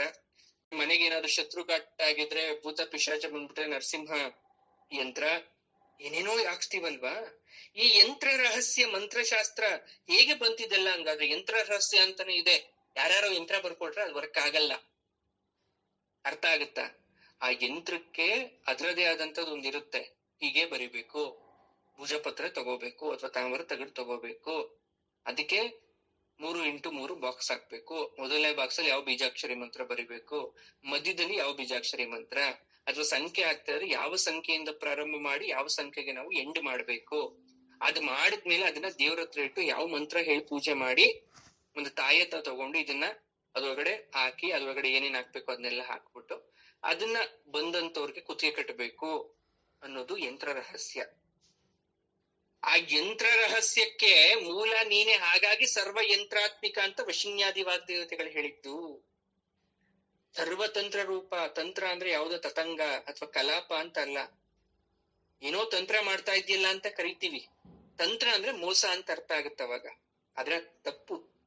ತಂತ್ರ ಅಂದ್ರೆ ಮೋಸ ಅಲ್ಲ. ವೈದಿಕ ಮಾರ್ಗದಲ್ಲಿ ಅಂದ್ರೆ ಪೂಜೆ ವಿಧಾನ ಮಾಡ್ಬೇಕಾದ್ರೆ, ಸಾಂಪ್ರದಾಯ ಪದ್ಧತಿಯನ್ನ ಮಾಡ್ಬೇಕಾದ್ರೆ ತಂತ್ರ ಅಂತ ಕರಿತೀವಿ. ಯಜ್ಞ ಅಂದ್ರೆ ಚೆನ್ನಾಗಿ ನಿರ್ವಹಿಸೋದು ಅಂತ ಅರ್ಥ. ಆದ್ರೆ ಒಬ್ಬ ಯಜ್ಞ ಮಾಡ್ದ ಹಾಗೆ ಆಯ್ತು ಅನ್ನೋದಾದ್ರೆ ಅವ್ನು ತುಂಬಾ ಕಷ್ಟಪಟ್ಟು ಕೆಲಸ ಮುಗಿಸ್ತಾ ಅಂತ ಅರ್ಥ. ವಾಮಾಚಾರಿಗಳು ಏನ್ ಮಾಡ್ತಾರೆ, ಕೆಲವೊಬ್ರು ದುರುಳರು ಅಮ್ಮನವರ ಪೂಜೆಯಲ್ಲಿ ಅಟ್ಟಹಾಸ, ಆರ್ಭಟ, ಜೀವ ಹಿಂಸೆ, ಶಟಾಪೋ ಮಾಡ್ತಾರೆ, ಅಂದ್ರೆ ಶಟಾಟೋಪ ಮಾಡ್ತಾರೆ. ತಾಂತ್ರಿಕ ಪೂಜೆ ಅಂತಕ್ಕಂಥದ್ದು ಜನಗಳ ಉದ್ಧಾರಕ್ಕೋಸ್ಕರ ಇರೋದು, ಲೋಕದ ಕಲ್ಯಾಣಕ್ಕೋಸ್ಕರ ಇರೋದು. ಆದ್ರೆ ತಾಂತ್ರಿಕ ಪೂಜೆ ಮುದ್ರೆಯಿಂದ ಯೂಸ್ ಮಾಡಿ ಅವರು ವಾಮಾಚಾರ ಪ್ರಯೋಗ, ವಾಮಾಚಾರ ಪೂಜೆ ತಾಂತ್ರಿಕ ಪೂಜೆ ಅನ್ನೋದು ತಪ್ಪು. ಆದ್ರೆ ವಾಮಾಚಾರ ಪೂಜೆ ಬೇರೆ, ತಾಂತ್ರಿಕ ಪೂಜೆ ಬೇರೆ. ಅಚ್ಚುಕಟ್ಟಾಗಿ ಮಾಡೋ ಪೂಜೆನ ತಂತ್ರ ಅಂತ ಕರಿತೀವಿ. ಯಾವುದೇ ಲೋಪದೋಷ ಬರದೆ ಮನೇಲಿ ಎಲ್ಲ ಲಕ್ಷ್ಮೀ ಪೂಜೆ ಮಾಡ್ಬೇಕಿತ್ತು, ಲಕ್ಷ್ಮಿ ಅಷ್ಟೋತ್ತರ ಪೂಜೆ ಮಾಡ್ಬೇಕಿತ್ತು, ತಂತ್ರವಾಗಿ ಆಯ್ತು ಅಂದ್ರೆ ತುಂಬಾ ಚೆನ್ನಾಗಾಯ್ತು, ಅಲ್ಲಿ ಎಲ್ಲೂ ಕೂಡ ಅಡಚಣೆ ಆಗ್ಲಿಲ್ಲ, ಡಿಸ್ಟರ್ಬ್ ಆಗ್ಲಿಲ್ಲ ಅಂತ ಅರ್ಥ. ತಾಂತ್ರಿಕ ಪೂಜೆ ಅಂದ್ರೆ ಭಯ ಪಡ್ತಾರೆ ಕೆಲವೊಬ್ಬರು. ಯಾಕೆಂದ್ರೆ ಕೆಲವೊಬ್ರು ಏನ್ ಮಾಡ್ತಾರೆ, ಅಣಿಮಾದಿ ಅಷ್ಟ ಸಿದ್ಧಿಗಳನ್ನ ತಮ್ಮಲ್ಲಿ ಸಿದ್ಧಿಸ್ಕೊಂಡು ತ್ರಿಲೋಕ ಲಭಿಸ್ಬೇಕು ಅಂತ ಜಂತು ಬಲಿಯಿಂದ ಮೊದಲ್ಗೊಂಡು ನರ, ಕನ್ಯೆ, ಶಿಶು ಬಲಿ ರಾತ್ರಿ ವೇಳೆ ಅಮಾವಾಸ್ಯೆ ರಾತ್ರಿಯಿಂದ ನೆರವೇರಿಸಿ ತಾಂತ್ರಿಕ ಪೂಜೆನ ಭಯಂಕರವಾಗಿ ಮಾಡ್ಬಿಟ್ರು. ಆ ಮಾಡಿದ್ ನಮ್ ಕಿವಿಗ್ ಬಿತ್ತು, ಆದ್ರೆ ಅವ್ರ ಪತನ ಆಗೋದಂತೂ ಖಂಡಿತ. ತಾಂತ್ರಿಕ ಸಾಧನೆ ಚೆನ್ನಾಗಿ ಅರ್ಥ ಮಾಡ್ಕೊಂಡು ಗುರು ಮೂಲಕ ನಾವೇನಾದ್ರೂ ಸಾಧನೆಗಳಿದ್ರೆ ಲೋಕ ಕಲ್ಯಾಣ. ಸ್ವಾರ್ಥಕ್ಕಾಗಿ ಏನಾದ್ರೂ ಮಾಡ್ಬಿಟ್ರೆ ನಮ್ಮ ಕಲ್ಯಾಣ ಅಲ್ಲ, ನಾವು ನಾಶ ಆಗ್ಬಿಡ್ತೀವಿ. ತಾಂತ್ರಿಕ ಪೂಜೆ ಅಂತಕ್ಕಂಥದ್ದು ಮೋಸದಿಂದ ಇರಬಾರ್ದು. ಜಗನ್ಮಾತೆನ ಒಲಿಸ್ಕೊಂಡು ಈಗ ಒಂದು ಹಸು ಹಾಲು ಕೊಡ್ತಾ ಇಲ್ಲ, ಅಥವಾ ಕೆಚ್ಚಲ್ ಬಾವ್ ಆಗ್ಬಿಟ್ಟಿದೆ ಹಸುಗೆ. ಹಳ್ಳಿ ಕಡೆ ಎಲ್ಲ ಬಹಳ ಇದಿದು, ಹಸು ಹಾಲು ಕೊಡ್ತಾ ಇಲ್ಲ, ಕೆಚ್ಚಲ್ ಮಾಡ್ತಾ ಇಲ್ಲ ಅಂದ್ರೆ ಅದಕ್ಕೊಂದು ತಾಂತ್ರಿಕ ಪೂಜೆ ಇರುತ್ತೆ. ಅದನ್ನ ಅದ್ರ ಮೇಲೆ ಪ್ರಯೋಗ ಮಾಡ್ಬೇಕು, ಹಸು ಹಾಲು ಕೊಡಕ್ ಶುರು ಮಾಡುತ್ತೆ, ಕೆಚ್ಚಲು ಭಾವ ನಿವಾರಣೆ ಆಗುತ್ತೆ. ಅದನ್ನ ನಾನು ಒಳ್ಳೇದಕ್ಕೆ ಯೂಸ್ ಮಾಡ್ಬೇಕು, ಅದು ಒಳ್ಳೆ ಕಾರ್ಯ. ಅದೇ ತಾಂತ್ರಿಕ ಪೂಜೆ ತಗೊಂಡೋಗಿ ಹಸು ಹಾಲು ಕೊಡೋದನ್ನೇ ನಿಲ್ಲಿಸ್ಬಿಡ್ಲಿ, ಯಾಕೆಂದ್ರೆ ಅವ್ರ ಕಂಡ್ರೆ ನಂಗೆ ಆಗಲ್ಲ ಅಂದ್ರೆ ಅದು ಆ ಪೂಜೆಯನ್ನ ನೀವು ವಿರುದ್ಧವಾಗಿ ಮಾಡ್ಕೊಳ್ಳಿ. ಹಾವು ಕಚ್ಚಿರೋದಕ್ಕೆ ವಿಷ ಇಳಿಸ್ಬೇಕು, ರಾತ್ರಿ ಎಲ್ಲ ಮಂತ್ರ ಹಾಕಬೇಕು, ಮಂತ್ರ ಹಾಕಿ ವಿಷ, ಅದು ತಾಂತ್ರಿಕ ಪೂಜೆ. ಅದನ್ನೇ ನೀವೇನಾದ್ರೂ ಅವರು ಹಾಳಾಗೋಗ್ಲಿ ಅಂತ ಹಾವು ಕಚ್ಲಿ ಅನ್ನೋ ತಾಂತ್ರಿಕ ವಿದ್ಯೆಯನ್ನು ಉಪಯೋಗಿಸಿದ್ರೆ,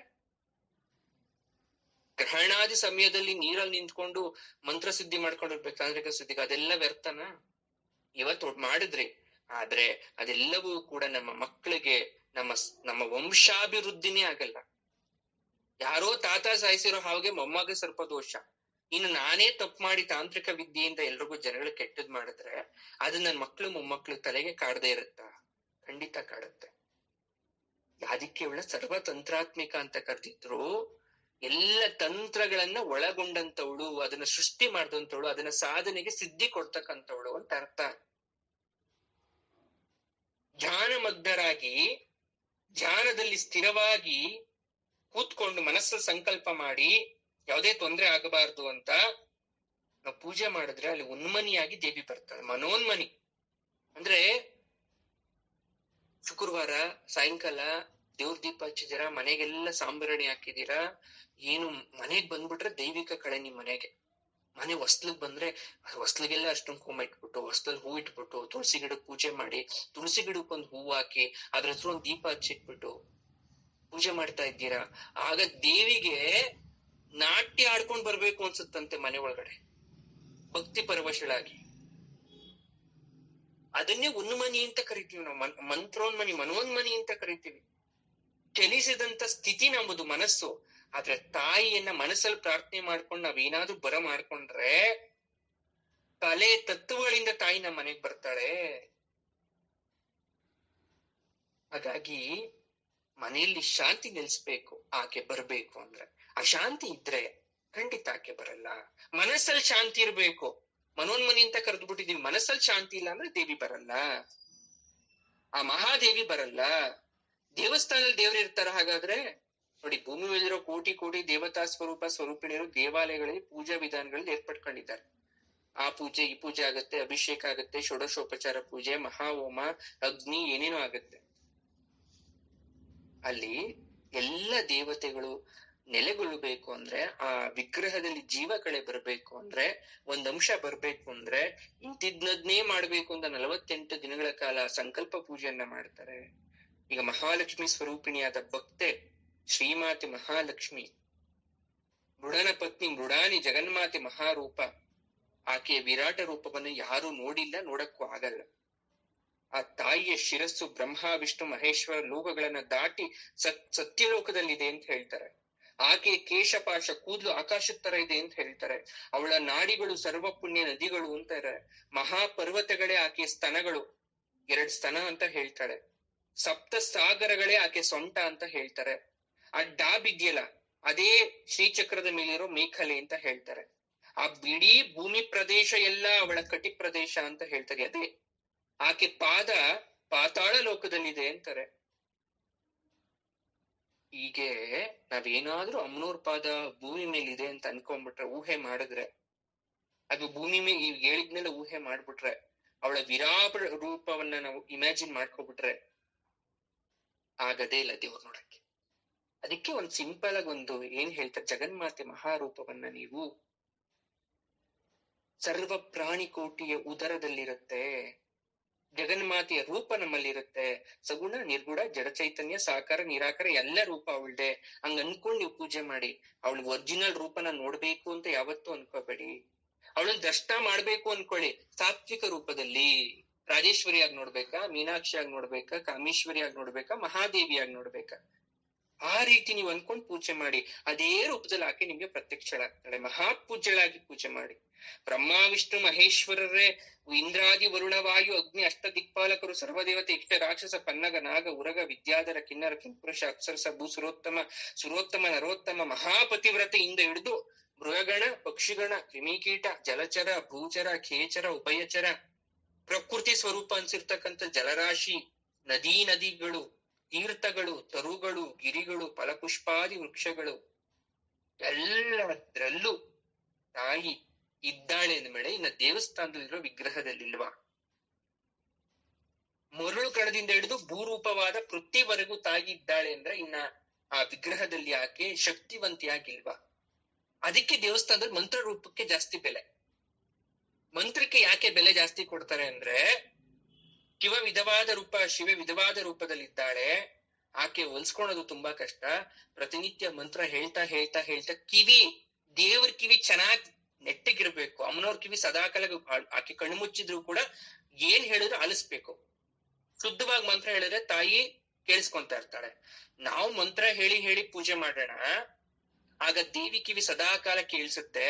ಭಕ್ತರ ಬೇಡಿಕೆ ಎಲ್ಲಾ ಕೇಳಿಸಿ ಅವ್ರ ಭಕ್ತರ ಕಷ್ಟ ನಿವಾರಣೆ ಆಗ್ಲಿ ಅಂತ ದೇವಸ್ಥಾನದಲ್ಲಿ ಜಾಸ್ತಿ ಮಂತ್ರ ಹೇಳೋದು. ಇಲ್ಲ ನೀವು ಬಂದಿದ್ದೀರಾ ಇಂಪ್ರೆಸ್ ಆಗ್ಲಿ ಅಂತ ಯಾರು ಹೇಳಲ್ಲ. ಬ್ರಹ್ಮರು ಶೈಲ ರೂಪದಲ್ಲಿ ಪೂಜೆ ಮಾಡ್ತಾರೆ ದೇವಿಯನ್ನ. ಬ್ರಹ್ಮ ಶೈಲ ರೂಪ, ಶೈಲ ಅಂದ್ರೆ ಪರ್ವತ ರೂಪ. ವಿಷ್ಣು ಇಂದ್ರನೀಲ ರೂಪದಲ್ಲಿ ಅಮ್ಮನವ್ರನ್ನ ಪೂಜಿಸ್ತಾನೆ.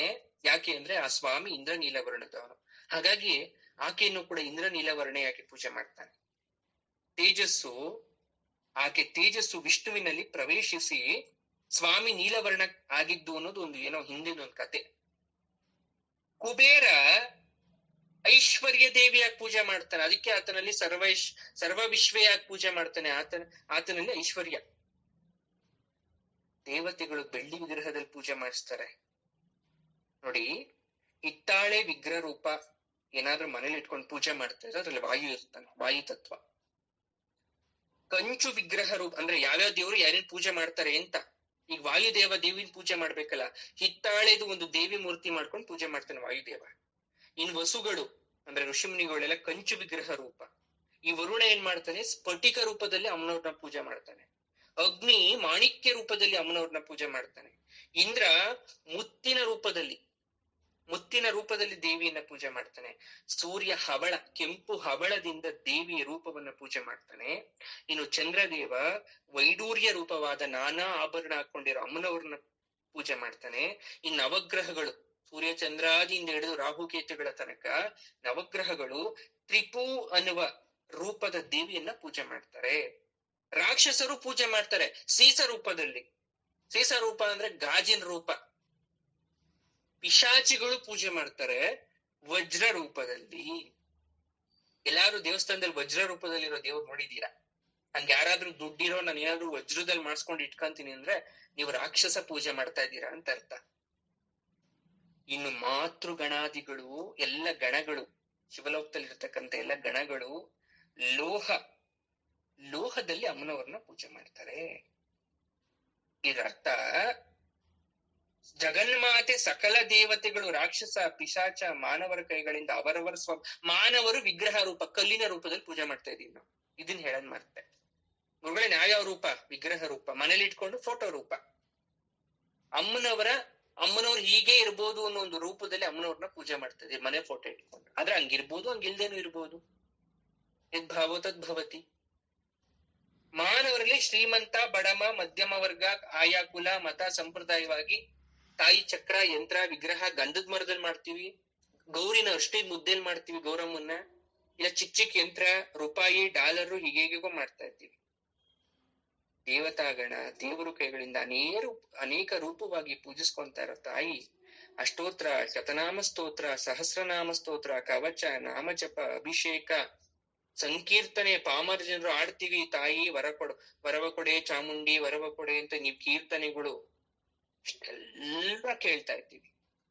ಒಂದ್ ಚಿಕ್ಕಿರುವೆ 2 ಕಾಲುಗಳನ್ನ ತಲೆ ಮೇಲೆ ಇಟ್ಕೊಂಡು ದೈವವನ್ನ ಸ್ತುತಿಸೋ ಸನ್ನಿವೇಶವನ್ನ ನೀವು ಗಮನಿಸ್ತೀರಾ? ಇಮ್ಯಾಜಿನ್ ಮಾಡ್ಕೊಳ್ಳಿ. 2 ಇರುವೆ ಮುಂದಿನ 2 ಕಾಲನ್ನ ಎತ್ತಬಿಟ್ಟು ನಮಸ್ಕಾರ ಮಾಡತ್ತಂತೆ ದೇವ್ರಿಗೆ. ಇದರ ಅರ್ಥ ನಾವು ಪೂಜೆಯನ್ನ ಮಾಡ್ತಾ ಇದ್ದೀವಿ, ನಾವೊಬ್ರೇ ಮಾಡ್ತಾ ಇಲ್ಲ. ನಮ್ ಜೊತೆಗೆ ತುಂಬಾ ಜನ ಮಾಡ್ತಾ ಇದ್ದಾರೆ. ನಮ್ಮೊಬ್ರಿಗೆ ಕಷ್ಟ ಇಲ್ಲ, ನಮ್ ಜೊತೆ ತುಂಬಾ ಜನ ಕಷ್ಟ ಇದೆ ಅಂತ ಯಾರು ದೇವರ ಆರಾಧನೆ ಮಾಡೋದ್ ನಿಲ್ಸಿಲ್ಲ. ಒಮ್ಮೆ ಇಂದ್ರ ಒಂದು ಪದವಿ, ಯಾವುದು? ಇಂದ್ರ ಪದವಿ. ಆ ಪದವಿಗೆ ಬೇರೆ ಯಾರು ಕೂಡ ಸರಿ ಹೋಗಲ್ಲ. ಗುರುವನ್ನ ಸಾಯಿಸಿದ ನಂತರ ಬ್ರಹ್ಮಹತ್ಯಾ ಪಾತಕವನ್ನ ನಿಗಿಸ್ಕೋಬೇಕು ಅಂದ್ರೆ ದೇವಿನ ಕುರಿತು ತಪಸ್ ಮಾಡಿ ಪಾತಕವನ್ನ ಹೋಗಲಾಡಿಸ್ಕೊಂತಾನೆ ಇಂದ್ರ. ಯಾರಾದ್ರೂ ಸರಿನೇ, ಕರ್ಮ ಕಣ್ಣು ಶರೀರಗಳಿಂದ ಮನಸ್ಸಿನಿಂದ ನೀವೇನಾದ್ರೂ ಮಾಡಿದ್ರೆ ಪಾಪ ದೇವಿ ಕಡಿಮೆ ಮಾಡ್ತಾಳೆ. ಈಗ 14 ಲೋಕಗಳಲ್ಲಿ ಎಷ್ಟೆಷ್ಟೋ ಪಾಪ ಮಾಡಿದ್ರು ಕೂಡ ನಮ್ ಭೂಲೋಕದಲ್ಲಿ ಮಾಡೋದು ಯಾರು ಪಾಪ ಮಾಡಲ್ಲ. ಅದೇ ತರ ಭೂಲೋಕದಲ್ಲಿ ಪೂಜೆ ಮಾಡ್ದಂಗೂ ಬೇರೆ ಲೋಕದಲ್ಲಿ ಪೂಜೆ ಮಾಡ್ತಾರೋ ಗೊತ್ತಿಲ್ಲ. ಫಲಶ್ರುತಿಯಲ್ಲಿ ಹಯಗ್ರೀವ ಸ್ವಾಮಿ ಅಗಸ್ತ್ಯ ಮಹಾಮುನಿಗೆ ಮಹಾಪಾತಕ ನಾಶಿನಿ ಅಂತ ಹೇಳ್ಬಿಡೋರು. ಅಂದ್ರೆ ಏನೇ ಪಾಪ ಮಾಡಿದ್ರು ತಾಯಿ ನಾಶ ಮಾಡ್ತಾಳೆ ಅಂತ. ಅದಕ್ಕೆ ಎಲ್ರು ಶತಪ್ರಯತ್ನವನ್ನ ಮಾಡ್ತಾ ಇದ್ದೀವಿ ನಾವು. ಆಕೆಯನ್ನ ಮಹಾಮಾಯಿ ಅಂತ ಕರಿತೀವಿ. ವಟಪತ್ರ ಶಾಯಿಯಿಂದ ಬಾಳ ರೂಪದಲ್ಲಿ ನಿಲ್ಲಿಸ್ತಾ ಇರ್ತಕ್ಕಂಥ ಮಹಾವಿಷ್ಣು ಯೋಗ ಮಾಯೆಯಿಂದ ನಿದ್ರೆಯಿಂದ ಎಬ್ಬಿಸ್ತಾನೆ. ಯಾರನ್ನ? ತಾಯಿನ. ಚೆನ್ನಾಗಿದೆ, ಕೇಳಿಸ್ಕೊಳ್ಳಿ. ತಾಯಿ ಮಲ್ಕೊಂಡಿರ್ತಾಳೆ ಬಾಳ ರೂಪದಲ್ಲಿ. ಒಂದ್ ಮರದ ಕೆಳಗಡೆ ತಾಯಿ ಮಲ್ಕೊಂಡಿರ್ತಾಳೆ. ವಿಷ್ಣುವಾಗಿ ಎಬ್ಬರಿಸ್ತಾನೆ. ಎಬ್ಬರಿಸ್ಬಿಟ್ಟು ತಾಯಿ ನೀ ಮಲ್ಕೋಬೇಡ, ಕರ್ತವ್ಯ ಇದೆ ಹೇಳಮ್ಮ ಅಂತ. ಹಾಗೆ ಕ್ಷೀರಸಾಗದಲ್ಲಿ ಶೇಷಚಲ್ಪದಲ್ಲಿ ಪೌಡಿಸ್ತಕ್ಕಂಥ ಮಹಾವಿಷ್ಣು ಯೋಗ ಮಾಯ ಮಹಿಮೆಯಿಂದಾಗಿ ತಾಯಿನ ಎಬ್ಬರಿಸ್ಬಿಟ್ಟು ಅವನ್ ಮಲ್ಕೊಬಿಡ್ತಾನೆ. ಆಕೆ ತಾಯಿಯ ಯೋಗ ಮಾಯ ಅವನ್ಗ ಆವರ್ಸ್ಕೊಂಡ್ಬಿಡ್ತು. ಅದೇ ದಕ್ಷಿಣಾಯನ. ಮತ್ತೆ ಉತ್ತರಾಯಣ ಪುಣ್ಯ ಕಾಲದಲ್ಲಿ ಮಹಾವಿಷ್ಣು ಮೇಲಕ್ಕೆ ಎದ್ದೊಳ್ತಾನೆ. ವೈಕುಂಠ ದ್ವಾರ ತೆರ್ಕೊಳ್ಳುತ್ತೆ. ವೈಕುಂಠ ಏಕಾದಶಿ ಪರ್ವ ದಿನವಾಗಿ ಸರ್ವ ವೈಷ್ಣವಾಲಯಗಳಲ್ಲಿ ಪೂಜೆ ಮಾಡ್ತಾರೆ. ನಿಮ್ಗೆ ಇನ್ನೊಂದು ನೆನಪಿರ್ಲಿ, ವೈಷ್ಣವೀ ದೇವಿ ಆಲಯದಲ್ಲೂ ಕೂಡ ಉತ್ತರ ದ್ವಾರದ ಮೂಲಕ ದೇವರನ್ನ ದರ್ಶಿಸ್ಬಿಟ್ರೆ ಅವ್ರಿಗೂ ವೈಕುಂಠ ಲೋಕ. ವೈಕುಂಠ ಏಕಾದಶಿ ಬಂತು ಅಂದ್ರೆ ನಾವೆಲ್ಲ ಹೋಯ್ತೀವಿ, ವಿಷ್ಣುವಿನ ದೇವಸ್ಥಾನಕ್ಕೆ ಹೋಯ್ತೀವಿ. ಅಲ್ಲಿ ವರ್ಷಕ್ಕೊಂದ್ಸಲ ಉತ್ತರ ಬಾರ ಅಂದ್ರೆ ಉತ್ತರವಾಗಿರ್ತಕ್ಕಂಥ ಬಾಗ್ಲು ಉತ್ತರ ದೇವಸ್ಥಾನಕ್ಕೆ ಪೂರ್ವ ದ್ವಾರ. ದೇವಸ್ಥಾನಕ್ಕೆ ಒಂದು ಆಯ ಇರುತ್ತೆ. ಆಯ ಎಲ್ಲ ಹಾಕೊಂಡಿರ್ತಾರೆ. ಉತ್ತರದಲ್ಲಿ ಬಾಗ್ಲು ಬರ್ಬೇಕು, ಸೂರ್ಯನ ಕಿರಣ ಬಂದು ದೇವರ ವಿಗ್ರಹವನ್ನ ಸ್ಪರ್ಶಿಸೋ ತರ ಇರ್ಬೇಕು, ಗರ್ಭಗುಡಿಗೆಲ್ಲ ಈ ತರ ಬಿಡ್ಬೇಕು ಅಂತ ದೇವಸ್ಥಾನಕ್ಕೊಂದು ವಾಸ್ತು. ಅದೇ ವೈಕುಂಠ ಏಕಾದಶಿ ದಿನ ಉತ್ತರ ದ್ವಾರದಲ್ಲಿ ಪ್ರವೇಶ, ಮೋಕ್ಷ ಸ್ಥಾನ. ಹಾಗಾಗಿ ಅಲ್ಲಿ ಪ್ರವೇಶ. ಆದ್ರೆ ಒಂದ್ ಅರ್ಥ ಮಾಡ್ಕೊಳ್ಳಿ, ವಿಷ್ಣುವಿನ ದೇವಸ್ಥಾನದಲ್ಲಿ ಹೋಗಿ ನೀವೇನಾದ್ರೂ ಉತ್ತರ ದ್ವಾರದಲ್ಲಿ ಹೋಗಿ ಬಂದಿದ್ಕಿನ್ನೂ ಕೂಡ ವೈಷ್ಣವೀ ದೇವಿ ಆಲಯಗಳಲ್ಲೂ ಕೂಡ ಉತ್ತರ ದ್ವಾರದಲ್ಲಿ ಏನಾದ್ರೂ ದರ್ಶಿಸಿ ಬಂದ್ಬಿಟ್ರೆ ಅದೂ ಕೂಡ ವೈಕುಂಠ ಸಿಕ್ತಾಗೆ. ಈ ದೇವಕಿ ಅಷ್ಟಗರ್ಭದಲ್ಲಿ ಜಯಿಸೋ ಶಿಶು ಮೃತ್ಯು ಆಗುತ್ತೆ ನಿನಗೆ ಅಂತ ಒಂದು ಅಶರೀರ ವಾಣಿ ಆಯ್ತು ಕಂಸನ್ಗೆ. ಅಶರೀರ ವಾಣಿಯಲ್ಲಿ ಯೋಗಮಾಯ ರೂಪದಲ್ಲಿ ಬಂದು ಹೇಳಿದ್ದು. ಅದನ್ನ ಇಟ್ಕೊಳಕ್ ಆಗಲ್ಲ ಕಂಸ, ಬರೀ ಕೇಳಿಸ್ಕೋಬೋದಷ್ಟೇ. ಅವ್ನಿಗೆ ಎಷ್ಟೇ ಶಕ್ತಿ ಇದ್ರು ಕೂಡ ಕಂಪಿತ ಆಗೋದ. ಹಾಗೆ ನಂದ ಗೋಕುಲದಲ್ಲಿ ನಂದನ ಪತ್ನಿ ಯಶೋದೆಗೆ ಜನಿಸಿದ ಯೋಗ ಮಾಯೆ. ವಸುದೇವ ಸೆರೆಮನೆಯಲ್ಲಿ ಇರ್ತಾನೆ, ದೇವಕಿ ಪಕ್ಕದಲ್ಲಿ ಮಲ್ಸೋ ಕೃಷ್ಣ ಯಶೋದೆ ಪಕ್ಕದಲ್ಲಿ ಇರ್ತಾನೆ. ಅಂದ್ರೆ ಮಗು ಎಕ್ಸ್ಚೇಂಜ್ ಆಯ್ತಲ್ಲ, ಅದ್ ಯೋಗ ಮಾಯೆ. ಆ ಸೀನ್ ನೋಡ್ತಾ ಇರ್ತೀರಾ, ಸಮುದ್ರ ದಾರಿ ಬಿಟ್ಕೊಟ್ಬಿಡ್ತು, ಹಾವು ಬಂದು ರಕ್ಷಣೆ ಕೊಡ್ತು.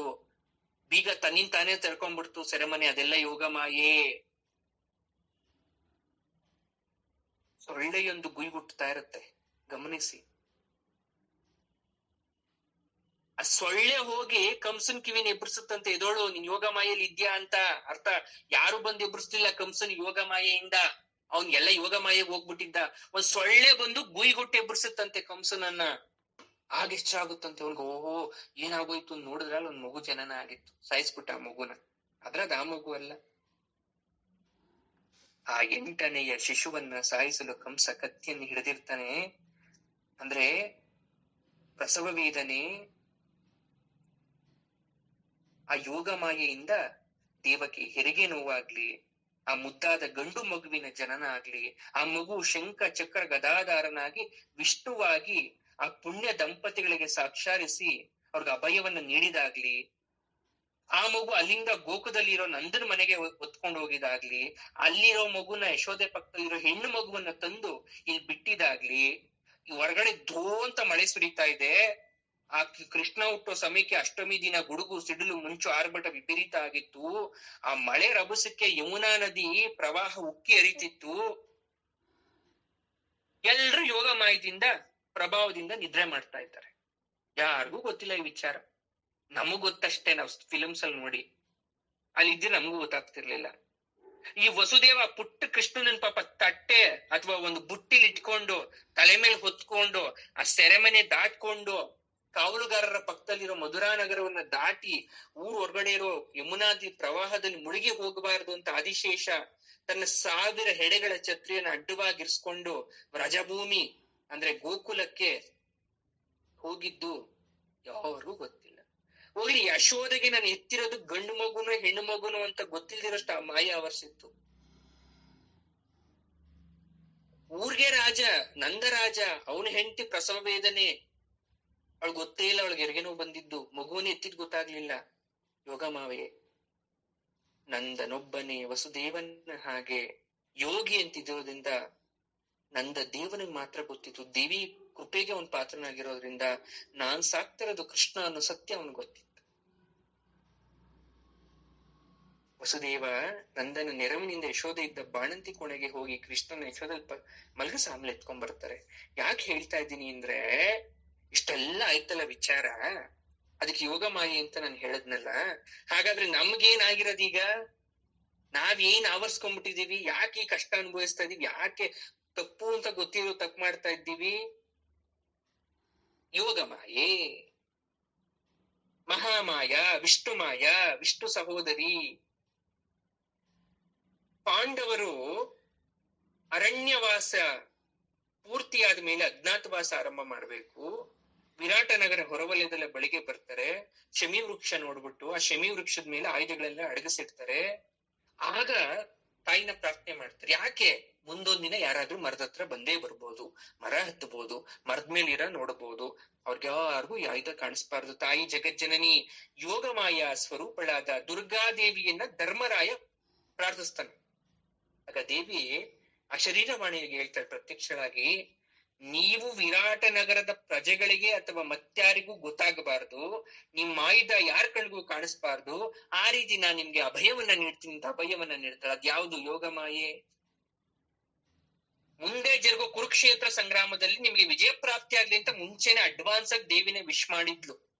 ಕೃಷ್ಣ ಜೊತೆಲಿ ನಿಂತಿದ್ನಲ್ಲ, ಅದಕ್ಕಿನ ಮುಂಚೆನೆ ಅಡ್ವಾನ್ಸ್ ಆಗಿ ದೇವಿ ಕೊಟ್ಬಿಟ್ಟಿದ್ಲು ಆಶೀರ್ವಚನವನ್ನ. ಯಾಕೆ ಅಂದ್ರೆ ಅವೆಲ್ಲ ಮಂತ್ರಪೂರಿತವಾದ ಶಸ್ತ್ರಾಸ್ತ್ರ. ಆದ್ರೆ ಅದಕ್ಕೆ ಕಾಣಿಸಿದ ಒಬ್ಬನ್ ಮಾತ್ರ, ಉತ್ತರ ಕುಮಾರನಿಗೆ. ಅದು ಉತ್ತರ ಗೋಗ್ರಹಣ ಸಂದರ್ಭದಲ್ಲಿ ದೇವರ ಕೆಲವೊಂದು ಆಶೀರ್ವಾದ, ನಮಗ್ ದೇವರ ಆಶೀರ್ವಾದ ಸಿಕ್ಕಿದೆ, ವರ ಕೊಟ್ಟಿದ್ದಾರೆ. ಗುರುಗಳ ಆಶೀರ್ವಾದ, ದೇವರ ಆಶೀರ್ವಾದ ಕೆಲವೊಂದು ಸಮಯದಲ್ಲಿ ನಿಷ್ಕ್ರಿಯ ಆಗ್ಬಿಡುತ್ತೆ, ಡಿಆಕ್ಟಿವೇಟ್ ಆಗುತ್ತೆ, ಅದಕ್ಕೆ ಚೈತನ್ಯ ಇರಲ್ಲ. ಆ ಸಮಯದಲ್ಲಿ ಏನಾದ್ರೂ ನಮ್ಗೆ ಕೆಟ್ಟದಾಗಿ ಅಥವಾ ನಮ್ಗೆ ಏನಾದ್ರು ಮೃತ್ಯು ಕಾಡಬಹುದು ಅಥವಾ ಬೇರೆ ಏನಾದ್ರೂ ಆಗ್ಬೋದೇ ಹೊರ್ತು ಆ ದೇವರ ಆಶೀರ್ವಾದ ಇದ್ರೆ ಏನೂ ಆಗಲ್ಲ. ಉತ್ತರ ಕುಮಾರನ್ಗೆ ಅರ್ಜುನ ತೋರ್ಸದ್ನೆಲ್ಲ, ಆದ್ರೂ ಅದ್ ಕಾಣಿಸ್ತು ಅಂದ್ರೆ ಅವಾಗ ಗೋಗ್ರಹಣ ಆಗಿತ್ತು. ಹಸುಗಳೆಲ್ಲ ಅಪಹರಣ ಮಾಡ್ಕೊಂಡು ಹೋಗ್ಬಿಟ್ಟಿದ್ರು. ಆ ಇಡೀ ಪ್ರದೇಶಕ್ಕೆ ಗ್ರಹಣ ಆವರಿಸ್ದಂಗಾಗಿತ್ತು. ಆ ಗ್ರಹಣ ಆವರಿಸ್ದಂಗಾದಾಗ ದೈವಿ ಶಕ್ತಿ ನಿರ್ಮೂಲನೆ ಆಗಿತ್ತು. ಹಾಗಾಗಿ ಕಾಣಿಸ್ಬಿಡ್ತು ಅವನ ಕಣ್ಣಿಗೆ. ಇನ್ನು ದ್ರೌಪದಿ ಸುಳ್ಳಾಡ್ಲಿಲ್ಲ. 5 ಮಂದಿ ಅತಿ ಪರಾಕ್ರಮ ಆಗಿರ್ತಕ್ಕಂಥ ಗಂಧರ್ವ ಪತಿಯ ಆಗಿದ್ದಾಳೆ ಅಂತ ವಿರಾಟ ರಾಜನ ಪತ್ನಿ ಸುದೇಶ್ನಂಗೆ ಹೇಳ್ಬಿಟ್ಟಿದ್ಲು. ಆದ್ರೆ ಇವಳಿಗೆ 5 ಜನ ಗಂಡಿರೋ ಎಷ್ಟ್ ಜನ ಗಂಡಿರೋ ಅನ್ನೋ ವಿಚಾರ ಬೇಕಿರ್ಲಿಲ್ಲ ಸುದೇಶ್ನೆಗೆ. ಏನೋ ನನ್ ಕೆಲ್ಸಗಳು ವಿನಃ ಏನೋ ಮಾಡ್ಕೊಂಡು ಹೋಗ್ತಾ ಇದ್ದಾಳೆ, ರಾಜಮನೆತ ಲಕ್ಷಣ ಇದೆ, ಆದ್ರೂ ಇವಳಿಗೆ ಈ ಕಷ್ಟ ಬಂದಿದೆ ಅನ್ಕೊಂಡು ಆಕೆ ತಲೆಯಲ್ಲಿ ಹಾಕೊಳ್ಳಿಲ್ಲ ಅಂದ್ರೆ ಅದು ಮಾಯೆ, ಯೋಗ ಮಾಯೆ. ರಾಣಿ ಸುದೇಶ್ನೆಗೆ ವಿರಾಟ ರಾಜನಿಗೆ ಅಂತಃಪುರದಲ್ಲಿ ಪಾಂಚಾಲಿ ಇದ್ದಾಳೆ, 5 ಪಾಂಡವರಿದ್ದಾರೆ ಅನ್ನೋ ಇಮ್ಯಾಜಿನೇಷನ್ ಕೂಡ ಇಲ್ಲ. ಯಾಕಂದ್ರೆ ಇಡೀ ಭಾರತ ನಂಬಿತ್ತು ವನವಾಸಕ್ಕೆ ಅಜ್ಞಾತವಾಸಕ್ಕೆ ಎಲ್ರು ಹೋಗ್ಬಿಟ್ಟಿದ್ದಾರೆ, ಇಲ್ಲಿ ಯಾರು ಇಲ್ಲ ಅಂತ. ರಾಜ್ಯಸಭೆಯಲ್ಲಿ ಅವಮಾನಗೊಂಡಂತ ದ್ರೌಪದಿ ತಲೆಗೂದ್ಲು ಕಟ್ಟಿಲ್ಲ ಅನ್ನೋದು ಎಲ್ರಿಗೂ ಗೊತ್ತಿತ್ತು. 5 ಜನ ಗಂಡಂದ್ರು ಇದಾರೆ ಅಂತ ಹೇಳ್ದಾಗ್ಲೂ ಕೂಡ ಸುದೇಶ್ನ ತಲೆ ಒಳಿಬಾರ್ದ? ಹಾಗಾದ್ರೆ ಇವಳು ದ್ರೌಪದಿ ಇರ್ಬೋದಾ? ಮುಡಿನೂ ಕಟ್ಟಿಲ್ಲ ಈಕೆ ಅಂತ ಅವ್ಳ ತಲೆ ಒಳಿಬಾರ್ದ? ಅದ್ ಯೋಗ ಮಾಯ ಪ್ರಭಾವ ಅಲ್ದಿರ ಇನ್ನೇನು? ಇನ್ನು ನಮ್ಗೆ ಏನಾದ್ರೂ ಮರಿತಾ ಇದ್ದೀವಿ ಅಂದ್ರೆ, ಚೆನ್ನಾಗಿ ನಿದ್ರೆ ಮಾಡ್ತಾ ಇದ್ದೀವಿ ಅಂದ್ರೆ, ಆಲಸ್ಯ ಇದೆ ಅಂದ್ರೆ, ಪರಿಸರದಲ್ಲಿ ಎಲ್ಲಾ ಸಿಕ್ತಿದ್ರು ಕೂಡ ನಮ್ ಕಣ್ಣಿಗೆ ಏನೂ ಕಾಣಿಸ್ತಿಲ್ಲ ಅಂದ್ರೆ, ಸೊಲ್ಯೂಷನ್ ನಮ್ ಕೈಲಿದ್ರು ಕೂಡ ನಮ್ಗೆ ಅದಕ್ ಪರಿಹಾರ ಕಂಡ್ಕೊಳಕ್ ಆಗ್ತಾ ಇಲ್ಲ ಅಂದ್ರೆ, ಕಷ್ಟ ಬಂದಿದ್ರು ಅದನ್ನ ನೀಗ್ಸೋದ್ ಗೊತ್ತಾಗ್ತಾ ಇಲ್ಲ ಅಂದ್ರೆ, ಯೋಗ ಮಾಯೆಯ ತೆರೆ. ಆ ತೆರೆಯನ್ನ ಸರಿಸುವ ತನಕ ನಿಮಗೆ ಮರೆ ಇಲ್ಲ, ಕಷ್ಟದ ಮರೆ ಇಲ್ಲ. ಅದಕ್ಕೆ ಅಲ್ಟಿಮೇಟ್ ಆಗಿ ಒಂದೇ ಉತ್ತರ, ತಾಯಿಯ ದಯೆಯಿಂದಲೇ ಆ ಸಂಸಾರ ಮಾಯೆ, ಕಷ್ಟದ ಮಾಯೆ ದಾಟಬೇಕು. ಅದ್ ದಾಟ್ಸೋದು ನಿಮ್ ಕೈಲಿದೆ. ಸಂಕಲ್ಪ ಮಾಡ್ತಿರೋ, ಸಿದ್ಧಿ ಮಾಡ್ತಿರೋ, ಪೂಜೆ ಮಾಡ್ತಿರೋ, ಪುನಸ್ಕಾರ ಮಾಡ್ತಿರೋ, ನಿಯಮನಿಷ್ಠೆಗಳಿಂದ ಇರ್ತಿರೋ, ಎಲ್ಲವೂ ಅವರವರ ಚಿತ್ತಕ್ಕೆ ಬಿಟ್ಟಿತ್ತು. ಹೇಳುವುದು, ಕೇಳಿಸುವುದು ಆಕೆಯ ಕರ್ತವ್ಯ, ಪಾಲಿಸುವುದು ನಿಮ್ಮೆಲ್ಲರ ಮೇಲೆ ನಿಂತಿದೆ. ಧನ್ಯವಾದ.